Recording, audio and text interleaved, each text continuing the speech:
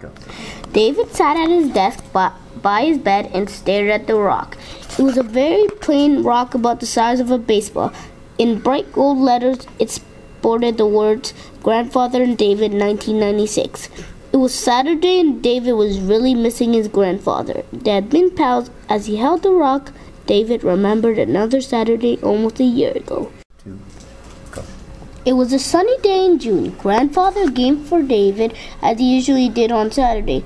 Today, David, I'm going to take you to a special place, so get ready for a long bus ride. Grandfather no longer drove Daisy, his red station wagon. He often joked about having to retire Daisy because she was too old. Together, the two pals set out for the bus stop at the street corner. David was excited. He looked forward to his outings with his grandfather. He wondered where they were going this time. He smiled as he thought of the zoo, the museum, and the ice cream shop. The ride was long. They had to change buses near the arena. Where are we going? David thought, and he watched the bus windows. After what seemed like 5 hours, Grandfather pushed the stop button. David pressed his face to the window one more time. He still did not know where they were. There were no houses, just a lot of grass and bushes along the road. Yet it somehow seemed familiar. David and his grandfather moved toward the exit when the bus door opened. David knew where they were. He could smell it. We are at the beach, he exclaimed excitedly. I could smell the sea. This was the best surprise. David loved the ocean, and all the happy times at the beach with his family popped into his mind. David looked up at his grandfather and saw the round, smiling face and white hair and the blue eyes. He felt safe and happy. David was bubbling with excitement as they walked over the hill and down to the seaside. Tell me a story, David asks. His grandfather always told him interesting stories. When they walked, David, I have a different story for you today, Grandfather said. I brought you here because of all the places we have been. The beach is special.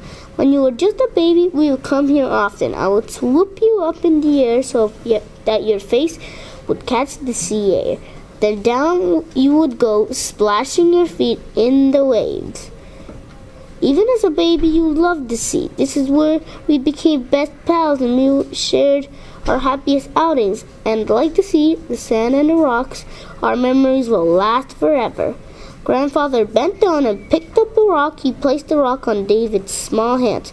See this rock, David? It will last for a long, long time. It is smooth because it has been washed by the waves for years and years, and it will be here long after I am gone. David was beginning to feel a little uncomfortable. He had never thought of his grandfather leaving. Slowly, David began to understand grandfather's story. He remembered how Jimmy Tolliver's grandfather had died last winter. David felt like crying. David, grandfather said, we love each other very much and we will be best friends, best pals forever, just like that rock in your hand is forever. When we go home today, we will put our names on the rock. Whenever you fold it, you will always remember our good times together. Though he missed his best pal, David felt good inside as he held the rock. He remembered his grandfather and saw him in his mind just like that day at the beach. The round, smiling face, the white hair and blue eyes. David felt safe and content. I love you, grandfather, he whispered, and I will always remember.